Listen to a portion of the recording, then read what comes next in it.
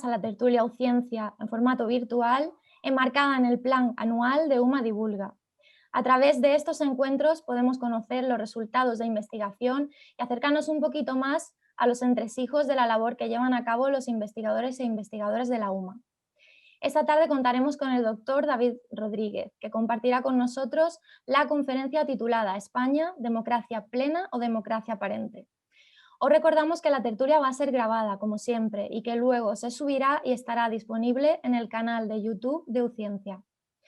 Esta actividad es posible gracias a la financiación de la Fundación Española de Ciencia y Tecnología y a la organización del Servicio de Publicaciones y Divulgación Científica de la Universidad de Málaga, perteneciente al Vicerrectorado de Investigación y Transferencia. Agradecemos también la organización técnica de la mano de Aula Magna. Os recordamos también que al final de la tertulia habilitaremos el chat para que podáis participar y enviar vuestras curiosidades, vuestros comentarios, preguntas. Yo les iré dando voz y David, en este caso, podrá responderlas. Eso será al final del encuentro, el chat, para que nos remitáis vuestra opinión sobre este acto. Antes de empezar, agradecemos también a cada uno de los asistentes vuestra presencia y vuestro tiempo.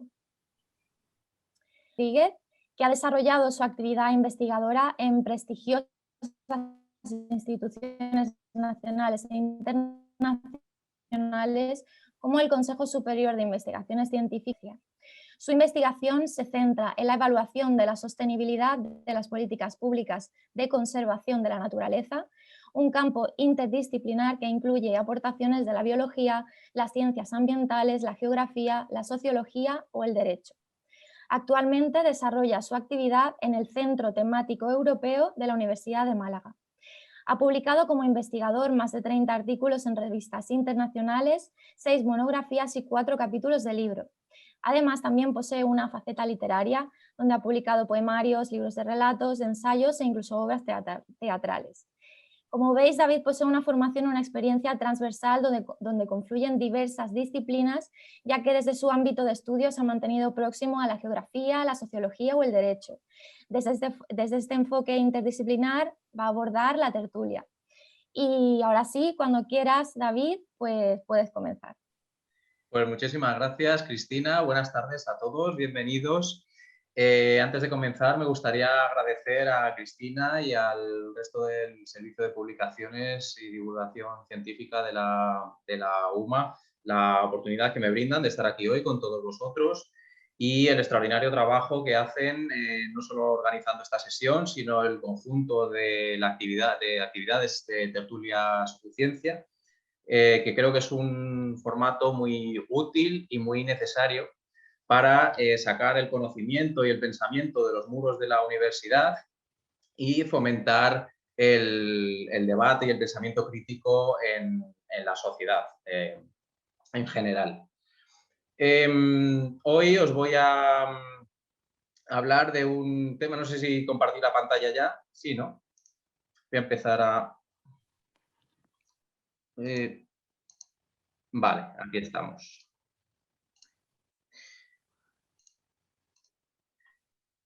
Hoy, no sé si lo veis, sí, me parece que se ve, ya está en la pantalla.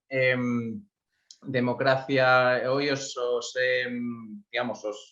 hemos convocado aquí a esta charla titulada España, democracia plena o democracia aparente. Y le llamo charla más que conferencia, aparte de para quitarle solemnidad y adaptarla mejor al formato informal de tertulia Uciencia, también para recalcar que en esta actividad os voy a hablar no tanto en mi faceta como investigador, que también, sino fundamentalmente como un ciudadano que se ha preocupado por documentarse sobre el tema, reflexionar hondamente sobre él y también en hacer publicaciones sobre el mismo, como un libro que os comentaré algo más adelante. Como ha dicho Cristina, mi ámbito de investigación es muy transversal, trata sobre el análisis de la sostenibilidad, de los efectos de distintas políticas públicas y herramientas de conservación de la naturaleza, sobre el medio ambiente, la sociedad, la economía y el marco institucional o político. Voy a intentar ceñirme a a los tiempos que me han sugerido desde el servicio de publicaciones y no excederme de los 40 minutos, o aproximadamente, minuto arriba, minuto abajo en la presentación, para dar tiempo a las preguntas y comentarios que podáis tener al finalizar. España, ¿democracia plena o democracia aparente? ¿Por qué este tema? Este tema resume parte de un ensayo de ciencia política que publiqué recientemente, titulado Revolución Democrática, una propuesta de emancipación política ciudadana para España. Y aparte de ser un tema que va a tener una gran repercusión en el bienestar de la mayoría de los españoles, como veremos más adelante, es un tema que se repite cíclicamente o se reabre cíclicamente en el debate público. La última vez con ocasión de la entrada en prisión del rapero Pablo Hasél a raíz de unas letras bastante cuestionables que hicieron al ex vicepresidente del gobierno manifestar que en España no había plena normalidad democrática, a lo cual respondió la otra parte del gobierno y la oposición en tromba diciendo que qué barbaridad, que cómo se podía decir eso, que España era una democracia plena, avanzada, consolidada, etc. Entonces, lo que me planteo hoy aquí en este ejercicio con todos vosotros es hacer un ejercicio científico dividido en dos partes. En una primera parte voy a generar un modelo muy sencillo, muy elemental, con unos pocos criterios básicos y esenciales que definen a cualquier sistema político para denominarse democracia. Y en una segunda parte voy a ver si el sistema político vigente en España desde 1978 cumple con esos criterios. Antes de empezar, voy a definir una serie de términos que creo que van a ayudar a algunos de los que nos estéis viendo a comprender mejor el tema del que hablamos. Por ejemplo, el término soberanía, que lo define la RAE como el poder político supremo que corresponde a un Estado independiente. Sería la fuente de donde surge el poder político. La política en sí, que se define como la actividad de quienes rigen o aspiran a regir los asuntos públicos, bien haciendo las normas que regulan la vida en común, bien aplicándolas. El poder político, que puede definirse como la capacidad de una persona o institución gubernamental para imponer su voluntad sobre aquellos a quienes afectan las decisiones que se toman, y sujeto político como aquel sujeto imbuido de capacidad o poder político. ¿Cómo se define la democracia? Se define de muchísimas formas. Yo me he ceñido en mi modelo muy sencillo a las acepciones que da la RAE, que son las 4 primeras. La primera de ellas nos dice la RAE que la democracia es un sistema político en el cual la soberanía, la fuente del poder político, reside en el pueblo, que la ejerce bien directamente por los propios ciudadanos o a través de representantes, de políticos profesionales.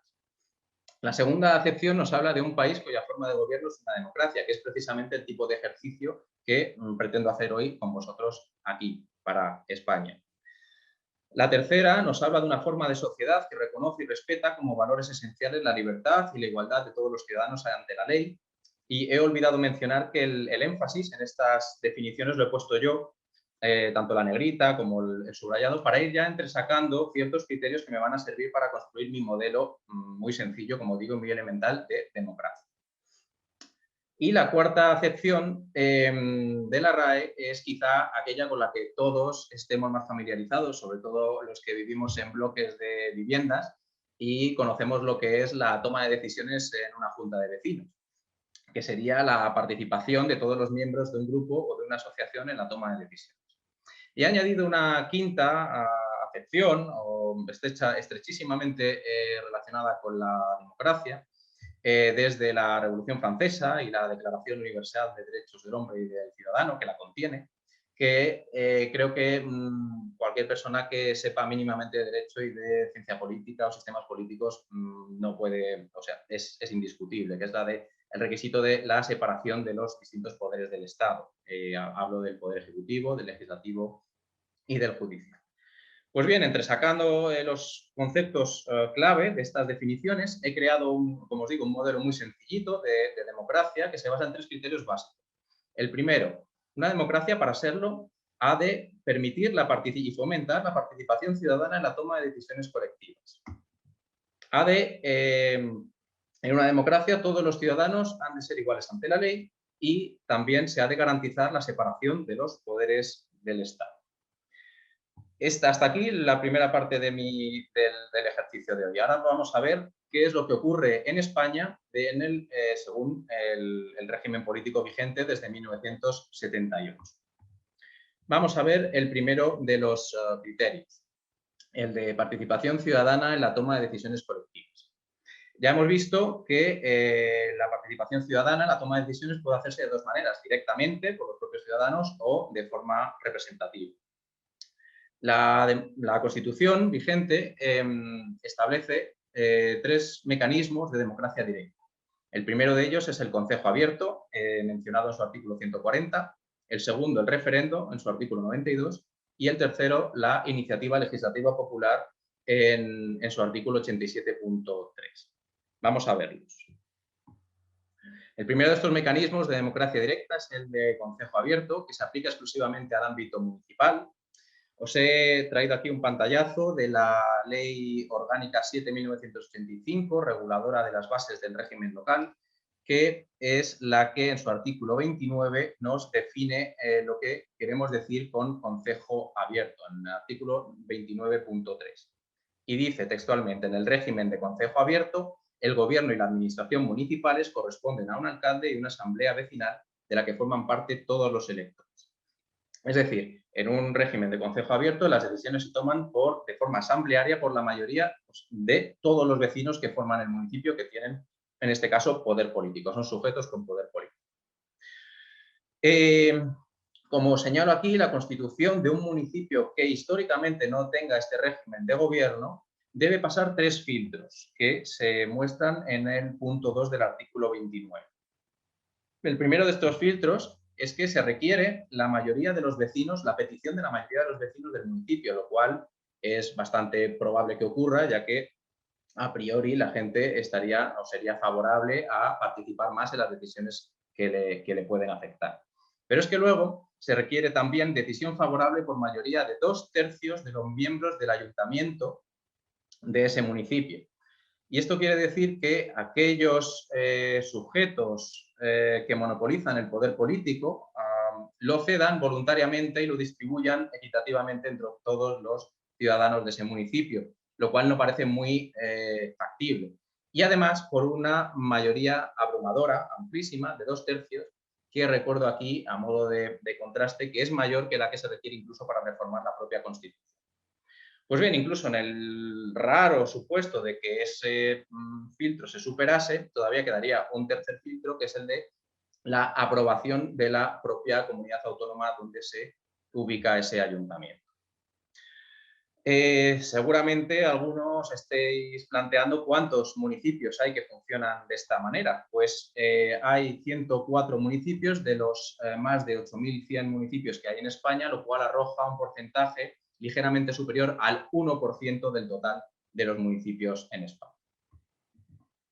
El segundo mecanismo de democracia directa establecido en la Constitución es el referendo. Os he extractado aquí un pantallazo de la aplicación web del Congreso, de su artículo 92, que en su punto 1 nos dice que las decisiones políticas de especial trascendencia podrán ser sometidas a referendo consultivo de todos los ciudadanos.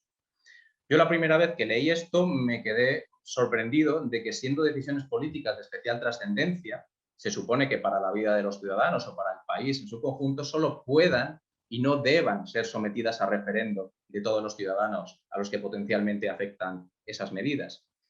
Por eso os he puesto en la parte de arriba que este mecanismo depende, para empezar, de la voluntad del presidente del gobierno, que es uno de esos 2 o 3 filtros que he puesto que ha de pasar también este mecanismo para poder ejercerse. ¿Cuáles son estos filtros? Pues el primero es la voluntad del presidente del gobierno, el segundo es la autorización del Congreso de los Diputados y el tercer filtro, que no ocurre siempre, es el carácter vinculante o no vinculante de ese referendo. Normalmente, cuando los gobernantes no están demasiado seguros de que el resultado del referendo les vaya a ser favorable, suelen convocar referendos no vinculantes. Por eso digo que a veces este tipo de mecanismo puede pasar entre 2 y 3 filtros para reservarse luego ellos en último término la decisión final. Seguramente también algunos estéis preguntando cuánto se ha empleado este mecanismo de democracia directa en los últimos años en España. Pues bien, citando también la aplicación web del Congreso, aquí tenéis la relación de todos los referendos que se han convocado en España desde 1976, que en resumen son 4 referendos en 45 años y de ellos solo 2 desde que la Constitución está en vigor, que son el referendo para la entrada de España en la OTAN y el de ratificación de la Constitución Europea. Este, además, obligado por la normativa comunitaria, lo cual arroja una media de menos de un referendo por cada 20 años. Lo cual, cuando hice esta estadística tan sencilla, me llevó también a reflexionar sobre si es que en 42 años de vigencia de la Constitución no se habían producido decisiones políticas de especial trascendencia en España, o bien que los distintos presidentes no habían tenido demasiada voluntad de consultar a la ciudadanía sobre ese tipo de decisiones. Veamos qué ocurre con el tercer mecanismo de democracia directa, que es la iniciativa legislativa popular. Esta está temáticamente restringida a temas relativamente menores. Y cito el artículo 87.3 de la Constitución, que dice: no procederá dicha iniciativa, es decir, que los propios ciudadanos propongan una ley, en materias propias de ley orgánica, que son las leyes más importantes del Estado, que regulan, entre otras cosas, la estructura orgánica del Estado, por ejemplo, la Ley Orgánica Reguladora de las Bases del Régimen Local, de la que os acabo de hablar, o la Ley Orgánica del Poder Judicial. Tampoco procederá esa iniciativa en materia tributaria o de carácter internacional, ni en lo relativo a los indultos. Bien, a pesar de estar temáticamente restringida, ha de pasar también 3 filtros que son bastante exigentes, como veremos. El primero es que para poderse tramitar, o para poderse iniciar, se han de conseguir al menos 500.000 firmas acreditadas. Estas firmas se presentarán ante el Congreso, que puede, este es el segundo filtro ya, admitirlas a trámite o inadmitirlas a trámite. Y tras admitirlas a trámite, esto no implica que la iniciativa legislativa popular se vaya a aprobar, sino simplemente que se pasa a debatir o en pleno o en comisiones para que posteriormente los diputados, tras debatirla, puedan aprobarla o rechazarla, que es el tercer filtro al que hago referencia. Bien, seguramente también os estáis preguntando cuánto se ha empleado este mecanismo de democracia directa en España desde que la Constitución está en vigor. Cito también la aplicación web del Congreso, que dice: es preciso señalar que tan solo 3 de estas iniciativas han conseguido convertirse en ley. Recapitulando, de los 3 mecanismos de democracia directa, apenas un 1% de los ayuntamientos funcionan en régimen de concejo abierto. Se ha convocado menos de un referendo cada 20 años y se ha aprobado una iniciativa legislativa popular de media cada 14 años. A la vista de estas cifras, no parece que los mecanismos de democracia directa se estén empleando demasiado en el sistema político español vigente, y se podrían catalogar, sin mucho género de dudas, como anecdóticos. Y alguien me podría decir, si estuviéramos delante en el PAF, como se solían hacer las tertulias de ciencia: vale, David, pero es que España no es una democracia directa, España es una democracia representativa. De acuerdo.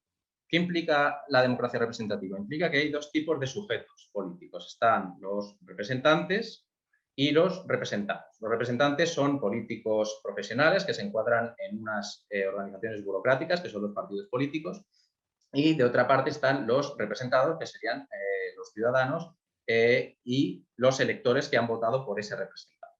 Entonces, la función de ese representante es promover los intereses de su conjunto, su electorado, de la manera más eficaz y eficiente posible. Vamos a ver cómo la Constitución define a los partidos políticos en su artículo 6. Dice: los partidos políticos expresan el pluralismo político, concurren a la formación y manifestación de la voluntad popular y son instrumento fundamental para la participación política. Yo quizás añadiría comentaría que más que instrumento fundamental, son instrumento único y exclusivo para la participación política. Pero aún así los partidos políticos podrían ejercer su función representativa de los intereses de los ciudadanos. Vamos a ver qué dos funciones les atribuye la Constitución a los partidos políticos. La segunda de ellas, que es la de manifestar la voluntad popular, es la que todo el mundo asume. En una democracia representativa, los políticos deberían manifestar la voluntad popular de la ciudadanía o de sus electores. A mí me llamó la atención la primera función que atribuye la Constitución vigente a los partidos políticos, que es la de formar esa misma voluntad popular, lo cual constituye, a mi entender, una definición de manual de lo que es un lobby o grupo de presión. Como os digo, aún así, aunque la Constitución consagre los partidos políticos como lobbies, aún así podrían representar los intereses de los ciudadanos, si no fuese por este otro artículo, el artículo 62.7 de la Constitución, que prohíbe expresamente el mandato imperativo.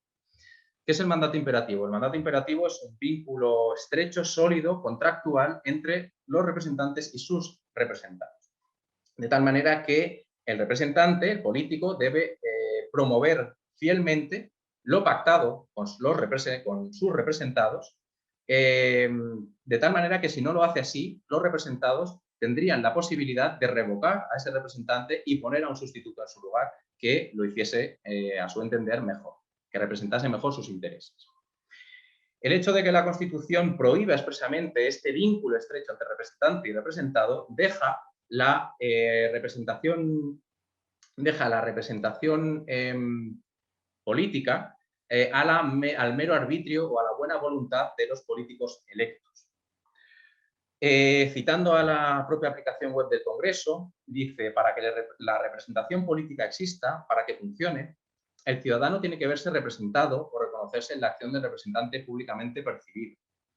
Yo ahora, si estuviera delante, os preguntaría, ¿conocéis a vuestro representante en el ayuntamiento de vuestra ciudad?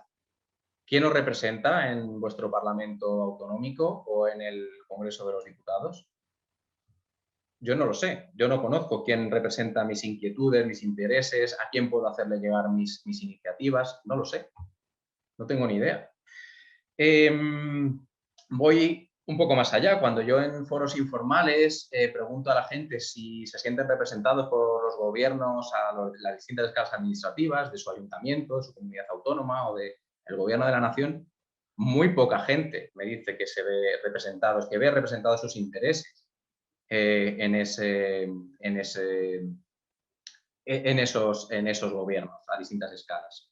Pero es que voy todavía un paso más allá, y es que cuando pregunto a esa misma gente si se sienten representados al menos por el partido político por el que votaron en las últimas elecciones, también apenas nadie reconoce sentirse representado.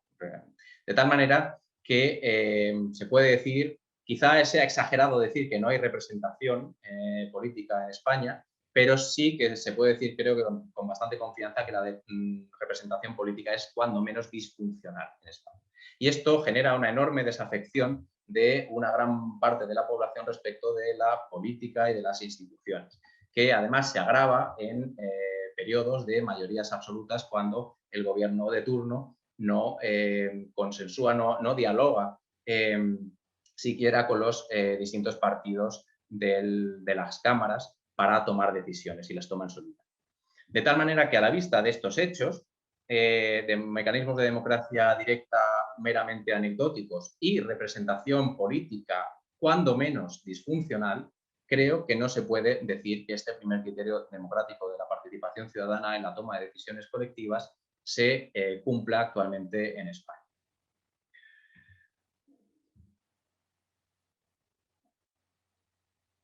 Disculpadme porque es que me quedo seco de tanto hablar.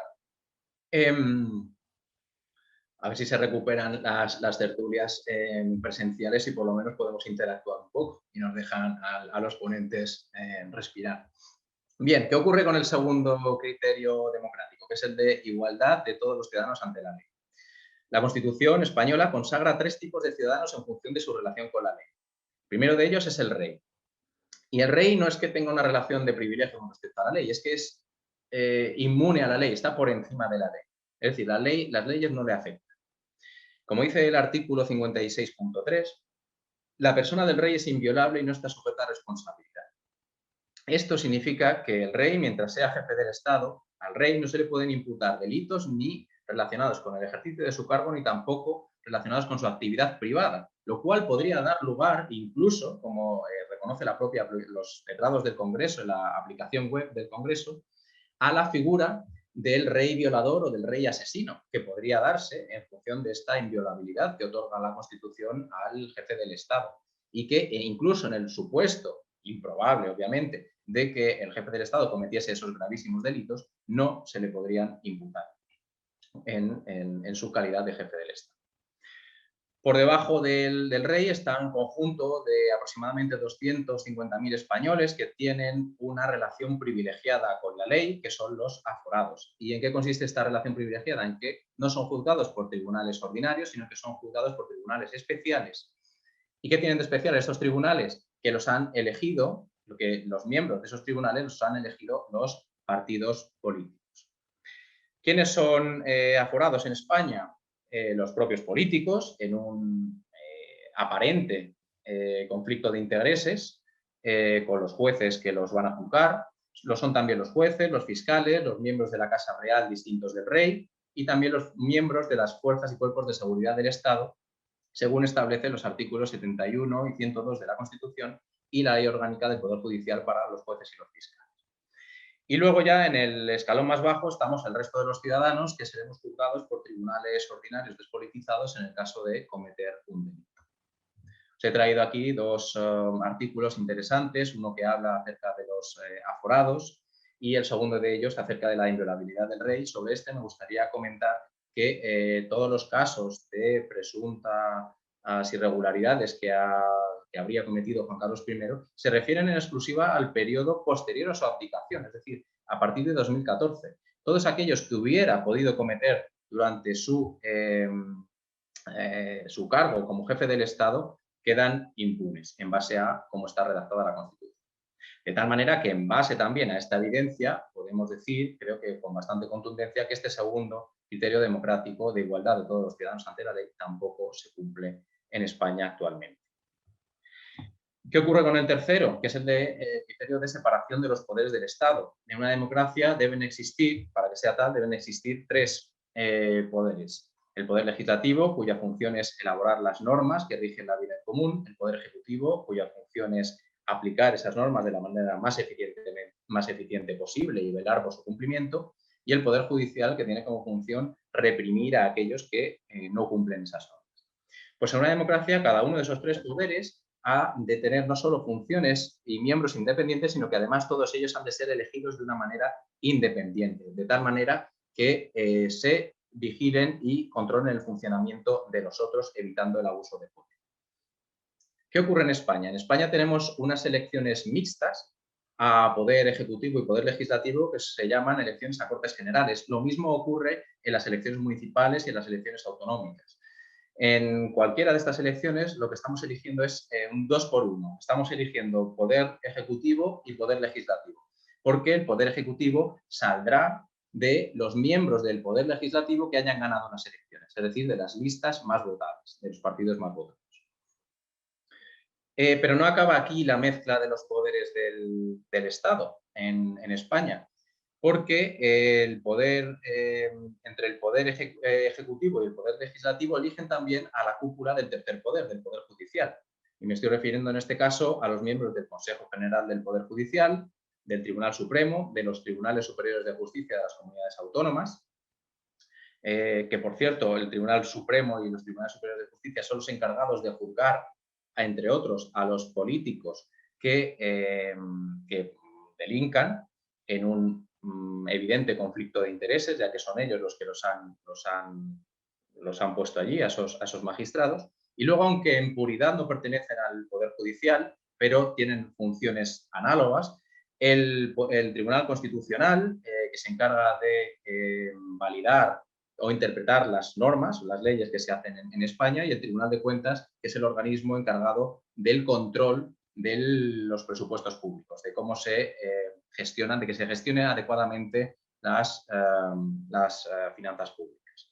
Según, y estos mecanismos de elección del Poder Judicial por parte de los poderes ejecutivo y legislativo están también en la Constitución en sus artículos 122, 123 y 159. De todos estos organismos me gustaría simplemente singularizar uno de ellos, que me parece el paradigma de la intromisión política en el Poder Judicial, aunque, como digo, no es estrictamente Poder Judicial, que es el Tribunal de Cuentas, cuyos miembros son 12, pues 6 de los 12 son elegidos por los partidos políticos mayoritarios del Congreso y los otros 6 son elegidos por los partidos políticos mayoritarios del Senado. Recuerdo que entre las funciones del Tribunal de Cuentas está la de fiscalizar la actividad económica de los propios partidos políticos que han elegido a esos jueces. De tal manera que el conflicto de intereses, como os decía, es evidente. Pero, lamentablemente, tampoco acaba aquí la mezcla de los poderes del Estado, porque el gobierno, poder ejecutivo, conserva todavía una prerrogativa que creo más propia de otras épocas y regímenes para revertir las decisiones judiciales que no le satisfagan, que es la del indulto. El indulto puede ser propuesto por los propios condenados por la justicia, por los tribunales que lo condenaron o por el propio gobierno en base a una ley vigente, y sí, estáis viendo bien, de 1870.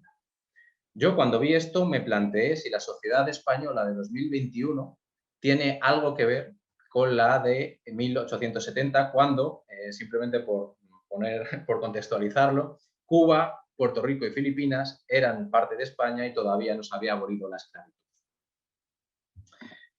Aquí tenéis una imagen de las típicas papeletas electorales a cualquier nivel administrativo, municipal, autonómico o nacional, en la cual pues, los jefes de cada uno de los partidos elaboran una lista con candidatos en base a sus propios criterios, listas cerradas, que a partir de las cuales se formará no solo el poder legislativo, sino que a partir de la más votada saldrá también el Poder Ejecutivo, lo que ha ocurrido en las últimas elecciones de 2019 con el PSOE.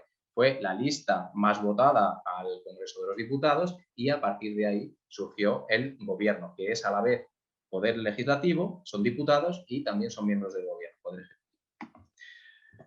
Esta mezcla de los poderes del Estado en España se asume con total naturalidad, tanta que recientemente la vicepresidenta primera del gobierno, que además es catedrática de Derecho Constitucional, Carmen Calvo, escribió lo siguiente: creo que somos un gobierno que en 42 años de democracia saca adelante más leyes que ningún otro en un año. En una democracia, un gobierno no saca leyes, las saca un parlamento y un gobierno lo que debe hacer es aplicarlas de la manera más eficiente posible. Pero aquí ya, digamos, esta mezcla de los poderes se divulga sin ningún rubor, lo cual se evidencia en esta imagen muy palpable del Congreso de los Diputados, Poder Legislativo, aquí tenéis a los diputados, donde la primera fila del Congreso de los Diputados, diputados también, miembros del Poder Legislativo, se reserva a los miembros del Gobierno, presidentes, vicepresidentes, ministros, etcétera, que son a la vez miembros del Gobierno, Poder Ejecutivo y del Poder Legislativo. Es decir, ellos hacen las normas y las ejecutan, las hacen cumplir.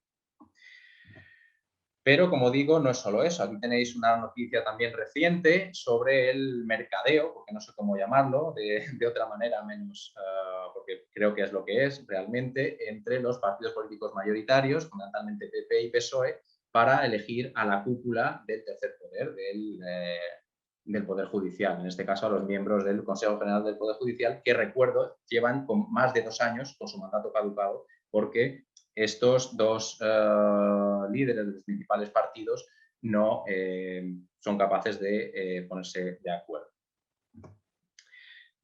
Y esta otra medida, la del indulto, que, como digo, es un privilegio que mantiene el gobierno, que creo que es más propio de otras épocas y de otros regímenes, y que se planteó también recientemente por una parte del gobierno para los condenados por el proceso secesionista catalán, por poner simplemente un ejemplo. De tal manera que, a la vista de esta evidencia, podemos constatar que este tercer criterio democrático tampoco se cumple actualmente en España.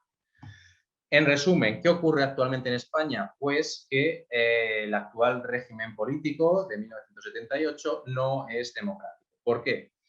Primero, porque no hay en la práctica participación ciudadana en la toma de decisiones, ni de forma directa ni a través de representantes. Segundo, porque no hay igualdad de todos los españoles ante la ley. Y tercero, porque no hay separación efectiva de los poderes del Estado. Bien, quizá esto os sorprenda a alguno. A mí me sorprendió llegar a esta conclusión cuando estuve documentándome para escribir el libro. De hecho, me dio la sensación de haber vivido 38 años en una especie de burbuja o de ficción que me recordó a uno de los personajes de este cuento famoso de Hans Christian Andersen, del Traje Nuevo del Emperador. Pero a la vista de los hechos, de la evidencia que acabo de mostraros, creo que ya podemos responder a la pregunta que daba título a la charla de hoy. Es que España no es una democracia, desde luego no es una democracia plena, y lo que seríamos sería simplemente una democracia en apariencia. Bien, quizá ahora algunos estéis preguntando, bueno, pues incluso si te doy el beneficio de la duda, vale, si no somos una democracia, entonces, ¿qué tipo de régimen político hay en España? Pues bien, para esto, también citando a la Constitución, que hace una definición muy aséptica de la forma política del Estado, con la cual estoy de acuerdo, que es, dice específicamente, la forma política del Estado español es la monarquía parlamentaria, lo cual se muestra muy bien en la sucesión de la corona. Aquí tenéis al actual monarca, Felipe VI, en presencia de los representantes de los tres poderes del Estado en aquel momento, en 2014. Entonces, perfectamente de acuerdo con esta definición teórica, es decir, somos una monarquía porque el jefe del Estado es un rey y somos una monarquía parlamentaria porque también hay un parlamento, de hecho bicameral, con dos cámaras, Congreso de los Diputados y el Senado, cuyos miembros se eligen en elecciones periódicas. ¿Es esto suficiente para constituir una democracia? No. El hecho de que haya elecciones periódicas para elegir a los representantes del poder legislativo no constituye un sistema político en una democracia. Simplemente a modo de ejemplo, yo no se me ocurre ningún país del mundo que no, o muy pocos quizás, que no tengan este tipo de, o que no recurran a elecciones periódicas y tengan algún tipo de parlamento o asamblea nacional o como se quiera llamar. Estoy pensando, por ejemplo, en Guinea Ecuatorial. Guinea Ecuatorial tiene un parlamento bicameral, similar al español, con dos cámaras, con un Congreso de los Diputados y con un Senado, pero nadie que sepa mínimamente de ciencia política ni de derecho, ni que sea mínimamente perceptivo, definiría el régimen político de Guinea Ecuatorial como una democracia. Algo similar ocurre en la República Popular China, que tiene también una Asamblea Nacional Popular, cuyos miembros son elegidos periódicamente, no recuerdo ahora si es cada 4 o 5 años, en elecciones. Y igualmente nadie definiría el sistema político chino como una democracia. Entonces, aun estando de acuerdo en esta definición de que tenemos una monarquía parlamentaria, ahondando un poco más en qué tipo de régimen político tenemos, cito de nuevo a los letrados del Congreso a través de la aplicación web. Otra vez el subrayado es mío. Dicen, la opción del constituyente, es decir, de aquellos que hicieron la Constitución, por prohibir el mandato imperativo, ese vínculo estrecho entre representante y representados, comporta el serio peligro de alejar a los ciudadanos y, en definitiva, al pueblo de la propia participación democrática. Esto es lo que os he comentado anteriormente. El hecho de que la Constitución prohíba expresamente el mandato imperativo deja exclusivamente a la buena voluntad de los políticos electos el cumplir sus promesas o sus programas electorales, sus compromisos con su electorado. Y sigo citando. En efecto, la superposición de este modelo teórico y constitucional, según el cual los representantes no necesitan mandato imperativo, ya que deberían sentirse libres para poder interpretar mejor el mandato de sus electores. Pues bien, la superposición de esta teoría con una realidad política que tiene su manifestación más evidente en la acuñada expresión de Estado de partidos, obliga a una reflexión mucho más honda y delicada de la que podría desprenderse de un superficial análisis lingüístico. Y me parece que en esta descripción los letrados del Congreso dan en la tecla adecuada, porque definen el tipo de régimen político que tenemos actualmente en España, que no es otro que una partitocracia u oligarquía de partidos. ¿En qué se diferencia una partitocracia de una democracia? Las diferencias fundamentales las hemos visto ya en la primera parte de la sesión, las acabamos de ver. En una democracia, el sujeto político, aquellos que tienen poder político, son los ciudadanos, que lo ostentan directamente o a través de sus representantes, mientras que en una partitocracia son los partidos políticos, aquellos sujetos políticos exclusivos, los únicos que monopolizan el poder político. En una democracia los ciudadanos son iguales ante la ley, a diferencia de una partitocracia que establece distintos niveles de ciudadanos en función de su relación con las leyes. Y en una democracia existe una separación de poderes en contraposición a una mezcla o una interferencia de los distintos poderes del Estado, como ocurre en las partitocracias. En una partitocracia, el poder político se concentra en unas pocas manos, como su nombre indica, oligarquía de partidos, que son las de los miembros de los partidos políticos mayoritarios, a todas las escalas administrativas. Estoy hablando, simplemente he puesto los jefes de los partidos, aunque alguna cara ya ha cambiado recientemente, de los principales partidos nacionales, pero la misma estructura y el mismo concepto se replica a escala autonómica y a escala municipal. Pues a esta serie de personas, pues podríamos añadirle aquí a los jefes quizá podríamos añadir otras 3 o 4 caritas más, por ejemplo, los jefes de Esquerra Republicana, el PNV y algunos otros partidos, y entre este puñado de españoles, los jefes de cada uno de los partidos son los que acaparan, diría que la totalidad del poder político en España. Esto quizá os sorprenda a algunos, sobre todo a los que tengáis más edad. Yo cuando he debatido sobre estos temas con gente de la edad, por ejemplo, de mis padres, me dicen, pero qué barbaridad, ¿cómo no vamos a vivir en democracia si ya no vivimos en dictadura?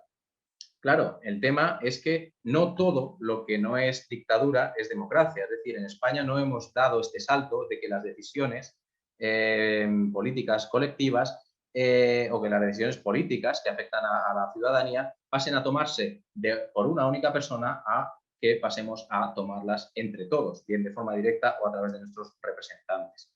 Nos hemos quedado en un estadio evolutivo o políticamente evolutivo intermedio, que es la partitocracia, en la cual, como he comentado, el poder se distribuye en unas pocas manos. Sí que creo importante mencionar que a escala nacional los que acaparan muchísimo poder son el jefe del gobierno, es decir, el partido político mayoritario, el que gana las elecciones, y el jefe del partido principal de la oposición. En el caso de que un partido político, según está el régimen español establecido, ganase unas elecciones generales con una mayoría absoluta muy amplia, de más de 3/5, creo que no sería exagerado decir que sus poderes serían muy similares a los de un dictador. No quiero decir que ejerza o que ejerciera como un dictador necesariamente. Digo que sus poderes políticos se asemejarían a los de un dictador, ya que aparte de concentrar en su persona, en una única persona, el poder legislativo, el poder ejecutivo y el poder de nombrar a la cúpula del poder judicial, podría, a través de esas mayorías tan amplias, por sí mismo, reformar la propia Constitución. Vale, quizás hasta aquí habrá gente que, digamos, esté en sintonía con lo que estoy exponiendo, habrá gente que dude, habrá gente que diga, pues esto no me convence, pero incluso los que digáis, bueno, pues puede ser. Quizá me preguntarais, bueno, vale, y aunque vivamos en una partitocracia, es decir, ¿qué importancia tiene eso? ¿Qué repercusión tiene para mí vivir en una partitocracia? Es que no se puede vivir, no se puede prosperar, no se puede ser feliz en una partitocracia. Y yo le diría, pues sí se puede.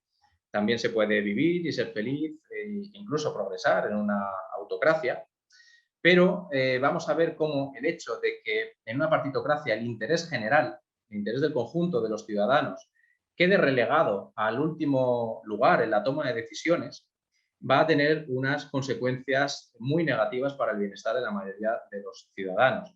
El interés general en la partitocracia siempre va detrás, o diría, no fallaría si digo que siempre va detrás del interés particular de los propios jefes de los partidos, de los intereses de los propios partidos políticos como maquinarias burocráticas que monopolizan el poder político y del interés mercantil de los socios que hacen negocios tanto con los políticos como con los partidos. Y de esto hay múltiples ejemplos que se os pueden ocurrir a todos. ¿Qué consecuencias tiene que el interés general esté relegado al último término en la toma de decisiones? Pues unas cuantas y son bastante indeseables. Por ejemplo, la marginalización de los ciudadanos y su indefensión ante la toma de decisiones. Pues ahora te subo los impuestos, pues ahora te restrinjo el horario de apertura de los bares. Y el ciudadano no le queda otra que acatarlo, es decir, se encuentra indefenso, al carecer de poder político, él no tiene capacidad de decisión, no tiene ninguna capacidad de decisión, lo que genera una dependencia política total de los ciudadanos con respecto de los partidos políticos que, como digo, monopolizan el poder político en España. Otra consecuencia indeseable es la deficiente gestión de los recursos públicos que vemos cotidianamente. Por ejemplo, el hecho de que a la hora de construir una carretera, pues en lugar de costarnos X, nos cueste 2X o 3X de dinero público de todos, sin que pase nada. Dinero público que podría destinarse perfectamente, pues por decir algo, a la educación, a meter más personal en sanidad o mejor maquinaria para que uno, cuando pida una cita en la sanidad pública, no tenga que esperar 2 o 3 meses a que lo atiendan. Y esta deficiente gestión de recursos públicos no tiene ninguna repercusión, no pasa nada, es una deficiencia que, como es legal, pues se asume, es decir, no tiene repercusión. Luego, la mezcla de los poderes del Estado genera impunidad de la clase política, abuso de poder, de los cuales también vemos abundantes ejemplos, corrupción sistémica y generalizada, que también no hace más falta que poner las noticias para constatarlo. Y un último hecho que me parece, no sé si más grave que los otros, pero me parece especialmente grave, que es la intensa polarización social que genera el discurso partidista, que lo único que genera es división entre ciudadanos que tenemos intereses en la base, tenemos todos los mismos intereses, tenemos intereses comunes y lo que me parece pernicioso es este mensaje de división, de discordia, simplemente para polarizar a la sociedad y movilizarlos electoralmente para seguir, desde mi punto de vista, explotando a la ciudadanía desde las estructuras de los partidos. Y como digo, creo que es muy pernicioso porque no solo genera división y discordia y odio, sino que nos ha podido costar muy caro en forma de conflicto civil entre españoles. Estoy hablando ahora en concreto de los últimos años en cómo ha derivado de forma muy peligrosa el conflicto independentista en Cataluña, que hace poco tiempo nos pudo costar un disgusto muy grave, dada la irresponsabilidad y el partidismo de los gobiernos de ambos extremos. En general, y resumiendo, y voy terminando ya, al final las consecuencias de esta falta de democracia en España y de que el interés general se vea relegado al último término en la toma de decisiones es una disminución importante del bienestar para la mayoría de los ciudadanos. Y alguno ahora me podríais decir, vale, David, pero estás exagerando, también hay cosas buenas. Y yo os diré, pues sí, efectivamente, como reconozco en el libro, la España de 2021 es en general mejor que la de 1978 y ha habido avances innegables en determinados aspectos, pero reconociendo que, hablando en tiempos históricos, vivimos en la mejor España de la historia, es decir, nunca en la historia de España un español medio ha tenido tanto bienestar como en las últimas décadas. Reconociendo eso, también reconozco que vivimos a considerable distancia de la mejor España posible. Y no os estoy hablando de una España ideal o utópica, sino de la mejor España que podríamos tener si, en lugar del interés general estar relegado en el último término, se pusiera en primer lugar a la hora de tomar decisiones colectivas. Bien, voy concluyendo con esta reflexión.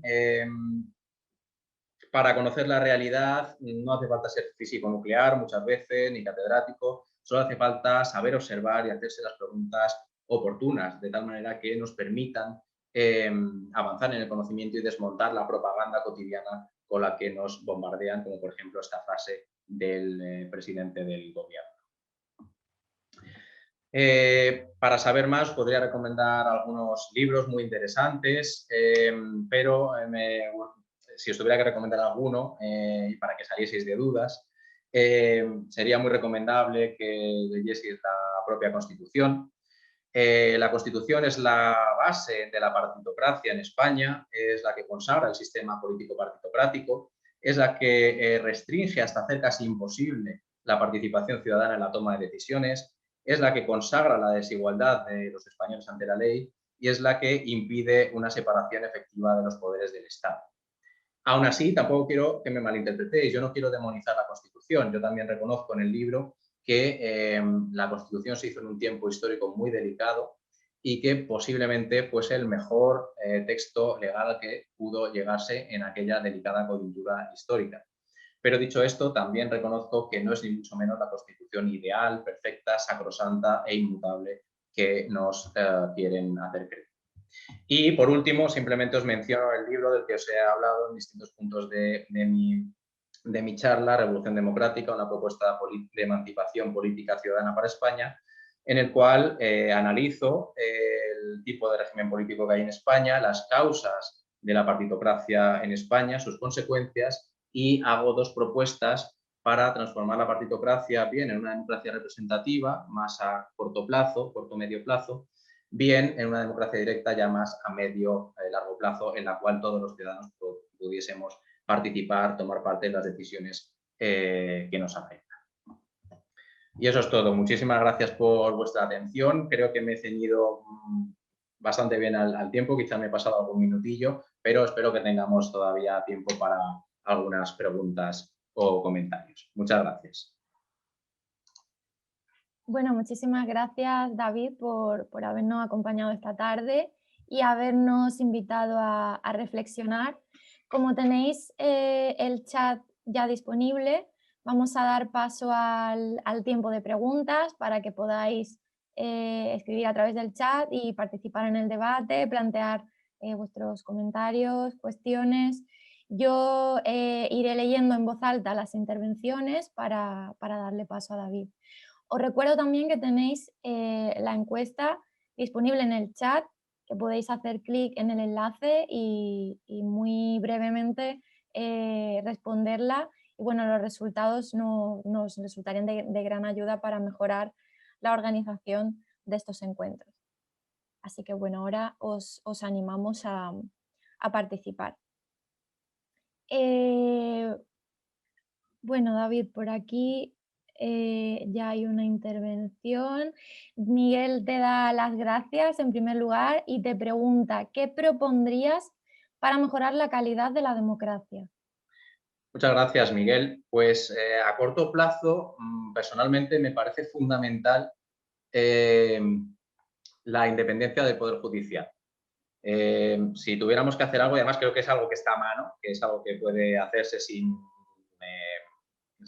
tener una constitución nueva ni nada por el estilo, sino que puede hacer, es algo realista a corto plazo. Y el hecho de que por lo menos las malas conductas se penalizasen, yo creo que sería un salto cualitativo enorme con respecto a lo que tenemos ahora, donde se aprecia bastante impunidad en los delitos cometidos por los gestores públicos. Eso a corto plazo, y a medio y largo plazo, quizá esto ya es más filosófico o idealista, pero sí que me gustaría avanzar hacia una democracia directa en la cual fuéramos los propios ciudadanos los que pudiéramos autogobernarnos. Claro, para esto no es tan sencillo y por eso digo que es a medio o largo plazo. Esto conlleva una serie de reformas no solo políticas, sino educativas en profundidad para que la gente se forme en derecho, para que sepan cuáles son sus derechos, cómo se hacen las leyes, etcétera, etcétera. Y a mí a lo que me gustaría llegar es que en un futuro pues el Congreso pudiera estar formado por ciudadanos normales. Es decir, que el poder político no lo monopolizase una élite política, como ocurre actualmente, encuadrada en organizaciones burocráticas, que son los partidos, sino que cualquiera de nosotros, o de nuestros familiares, o de nuestros amigos, que tenemos nuestros propios intereses y creo que somos los mejores, los que mejor los conocemos y los que mejor los podemos defender y representar, pudiésemos estar en las asambleas de nuestras ciudades, de nuestras comunidades autónomas o en el Congreso de los Diputados, haciendo las leyes entre nosotros mismos. Bueno, pues por aquí María también te da las gracias por tu intervención y te pregunta si crees que hay algún sistema político en el mundo que represente el ideal de democracia? Pues ahí os tengo que reconocer que no conozco lo suficientemente bien el resto de sistemas para afirmarlo. Sé que el sistema francés, el sistema británico y el sistema estadounidense pueden considerarse democracias representativas. De hecho, en cierta teoría las denomina repúblicas de gobierno representativo, más que democracias. Pero aquí ya entramos en sutilezas filosóficas y teóricas, más que otra cosa.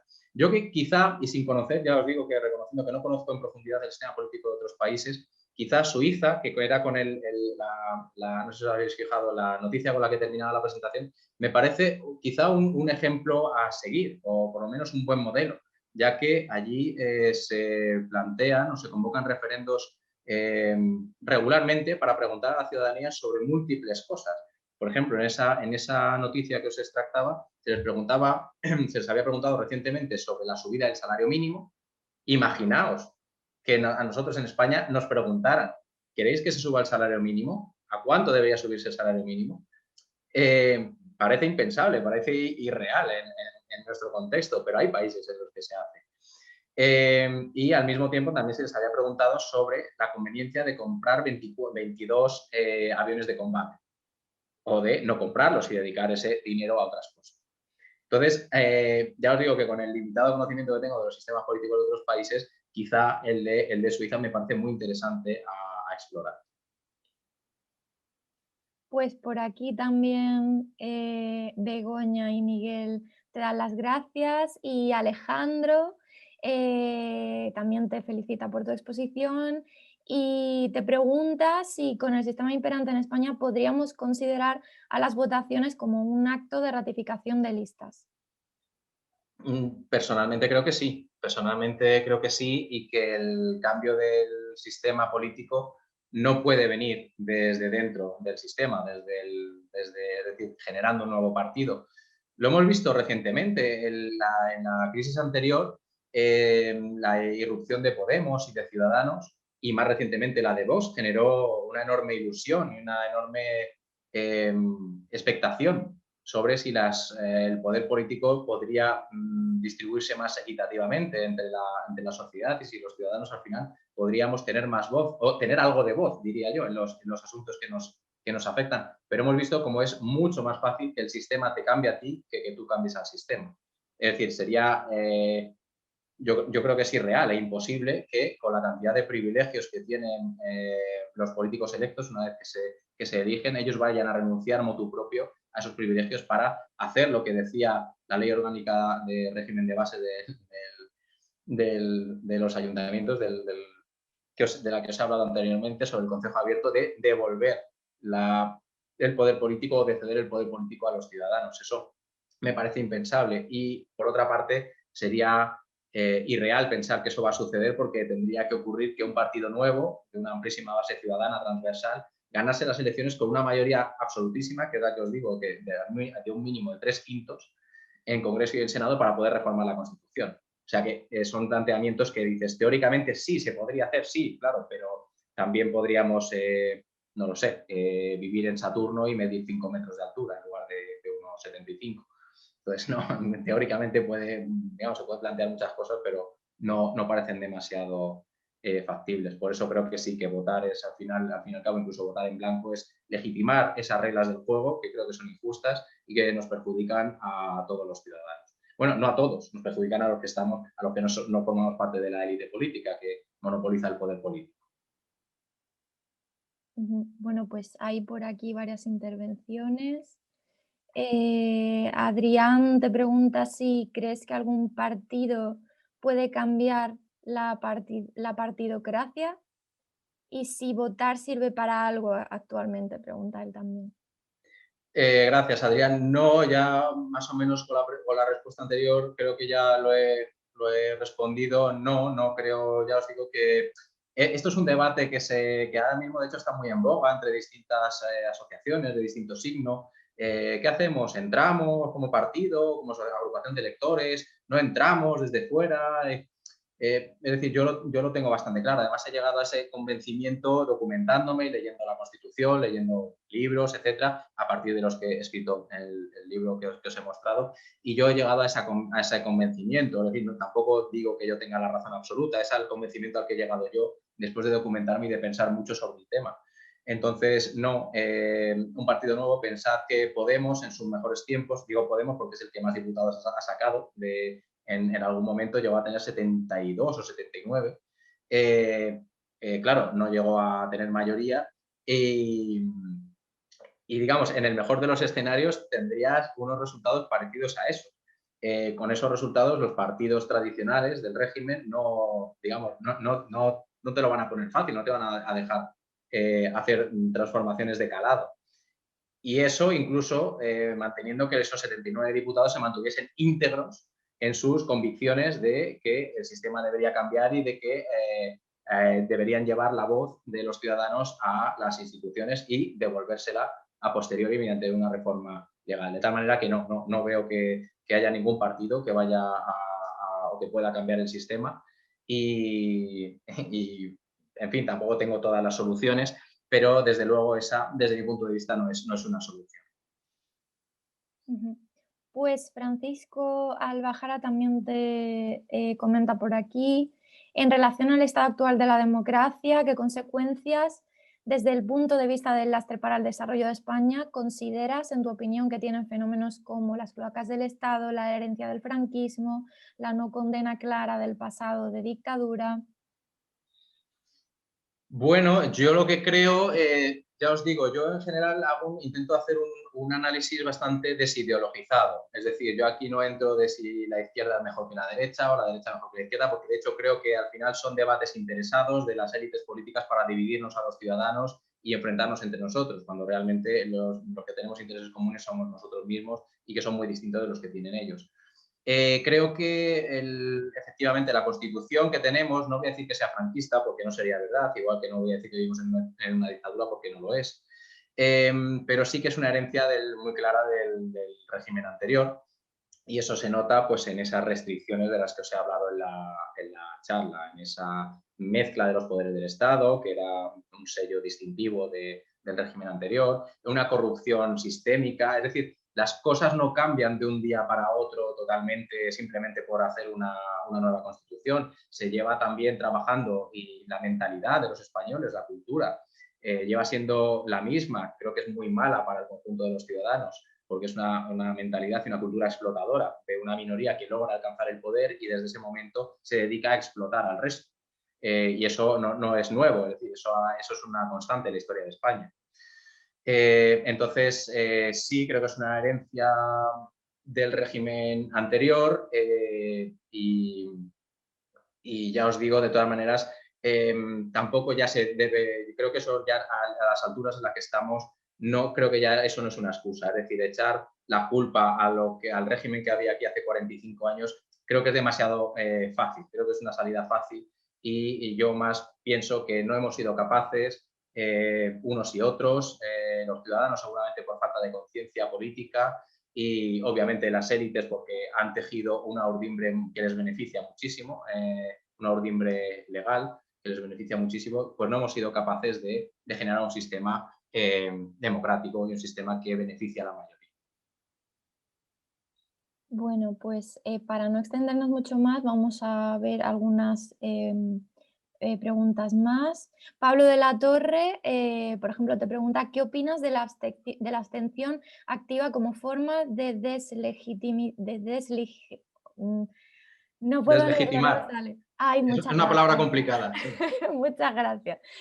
Un Estado y así forzar un periodo de libertad constituyente. Pues sinceramente creo, no sé exactamente cómo será de eficaz, pero creo que no hay otro camino. Es decir, no sé si por no votar se va a derribar el sistema.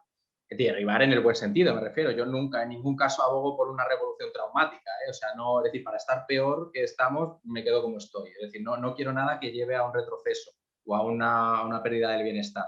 Pero, como os he dicho antes, desde dentro estoy convencido de que no se puede cambiar el sistema. El sistema está perfectamente urdido y por eso os animo a que os leáis la Constitución para que veáis lo bien pensada que está para las élites que gobiernan el país, para que nada cambie. Es decir, desde dentro es imposible.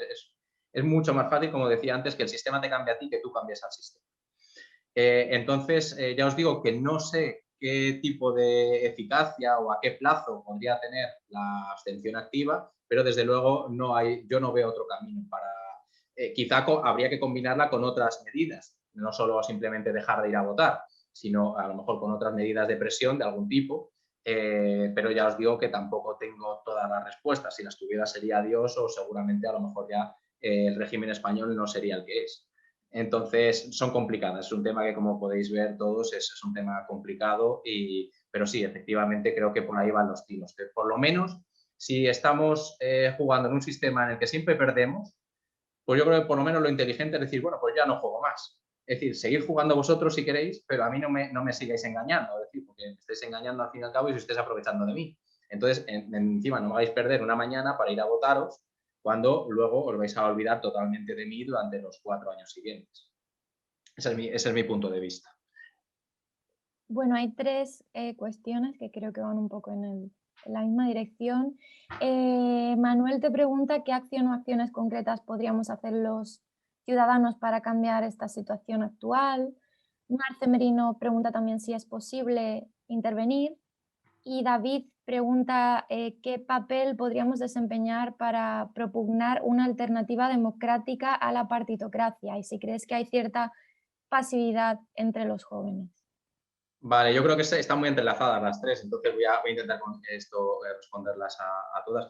Pues yo creo que el primer paso es este que estoy dando yo, es decir, es concienciar a la gente y decir, mirad, yo he llegado a estas conclusiones sin tener, digamos, una cátedra en derecho, es decir, simplemente siendo un ciudadano preocupado por el tema, preocupado por informarse, por buscar información de distintas fuentes y al final llegar a tus propias conclusiones. Si llegáis a la misma conclusión que yo, pues creo que lo necesario es concienciar a la gente, concienciar de que efectivamente estamos jugando con unas cartas marcadas, estamos jugando a un juego en el que siempre perdemos, en el que siempre nos toca perder, y entonces ya ahí está ya la libertad de cada cual de decir, bueno, pues a mí me interesa seguir jugando a esto o yo ya no juego más, yo ya seguir jugando a vosotros, pero a mí, encima que os estáis aprovechando de mí, no me hagáis perder el tiempo, ni me metáis un montón de odio y de sectarismo en la cabeza para vuestros propios intereses y me amargáis la vida, dejadme vivir tranquilo, vosotros hacéis lo que queráis